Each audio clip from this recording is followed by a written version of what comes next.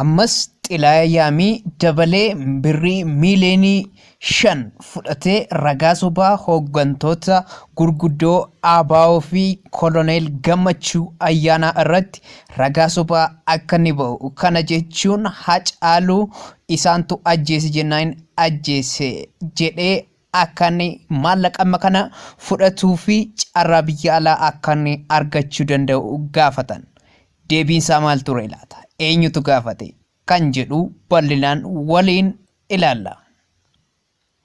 Harka fuunee ashamaa akkam jirtu kabajamoof jaallatamoo hordoftoota YouTube Orofact.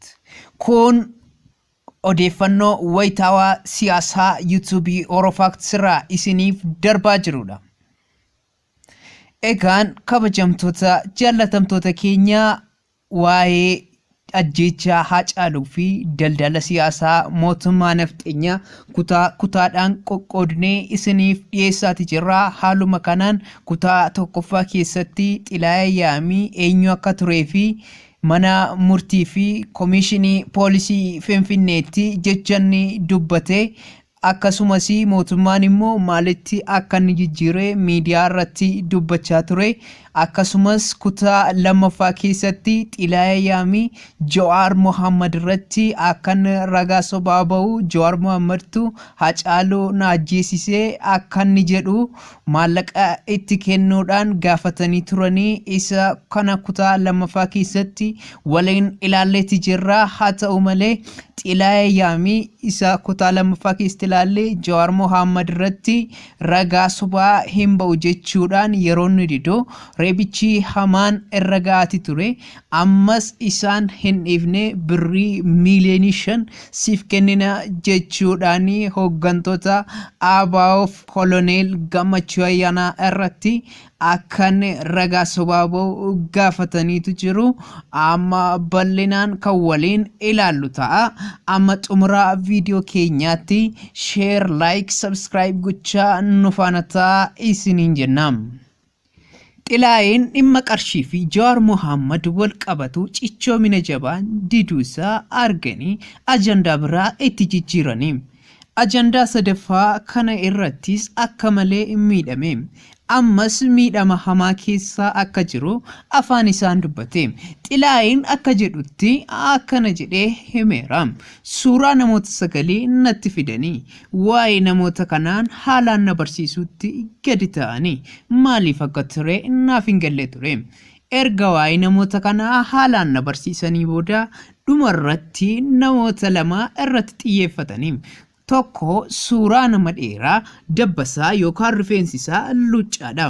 Namni lammaffaan immoo koloneel Gammachuu Ayyaanaadha. Warreen hafan immoo ABO shanidha. Bosona jiru jedhanii natti himanii. Gara dhimma isaanii isa jabaatti yoo deebi'anii keessattuu waa'ee koloneel Gammachuu Ayyaanaa seenaa isaa guutuu turtii isaa bara wayyaaneetii qabee erga na barsiisanii booda gara na reebuu fi na fannisuutti deebi'anii. Hacaaluu kan ajjeesise tuuta namoota 9 kanaati. Inni mataa luuccaa dheeraan kun humna bosonaa hooggana. Koloneel Gammachuun immoo magaalaa irra taa'ee isaan hoogganaa akka turee fi ani immoo haala mijeessaa akka tureetti ragaa bayii naan jedhanii. Ammas inni kuni fi kan Jawaar Mohammad tokkuma na jalaa ta'e.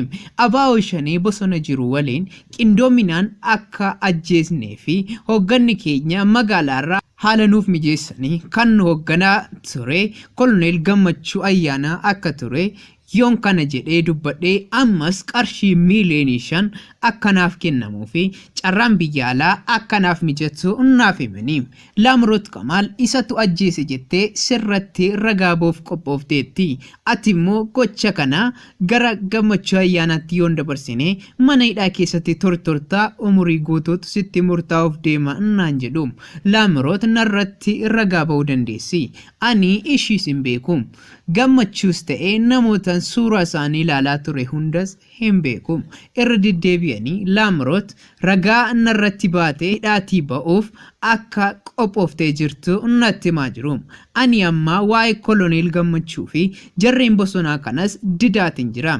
dhugaan ilmoo waaqaati. Laamrootiin garuu waan hin godhee akka isheen narratti ragaan baane gochuu danda'u hin qabu.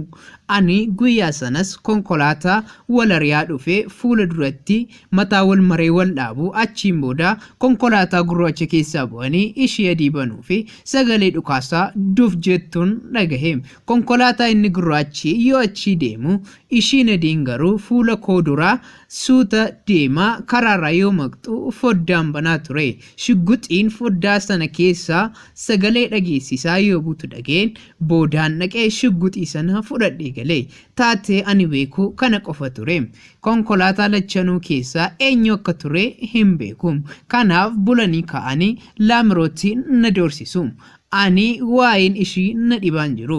Amma garuu bishaan diilallaa sana nuffeera. Elektirikii natti suuquus hin dhaabne. Ulee galgalli dhufu dhaabbataadha. Nan nuffee nan dadhabe. Waan hin godhuun dhabaa jira. Amma halkan edaatti suuraa Koloneel Gammachuu Ayyaanaa fi waa isaa na barsiisuu narraa hin dhaabne. Eduma kana hin sowu jedheen sa'a lama walittaan reebame. Akkuma na argitu kana miilli koo sojiala ta'eera. Miilla koo qofaa miti qaamni koo hedduun waan ani dubbachuun feene bilaashan harkaa ta'eera. Ammas waan hin godhun beeku dhugaan jiru garuu Gammachuus ta'ee warreen kaan suuraan na barsiisaa jiran ani hunda hin beeku jechuun dhugaa jirtu akkanatti dubbate. Kutaa afuraffaan itti fufa. Hordoftoota keenya kutaa sadaffaa asumarratti goolabna. Egaan kabajamtoota jaallatamtoota hordoftoota keenya shirri kun shira guddaadha. Uummanni Oromoo addunyaarra jiru kana amma yoonaatti bira hin ga'in jira. Haa ta'u malee mootummaan akka ajjeese beekusi haala kamiin akka inni ajjeesise wanti bira ga'amee odeeffannoon addunyaa kana wal ga'ee hin jiru. Kanaafuu sheer gochuun dhugaa kana addunyaaf mul'isaa isiniin jenna. Har'aaf qophii keenya asumarratti xumurra. Kutaa afuraffaan amma walitti deebinutti turtii gaarii isiniif haa ta'u isiniin jenna.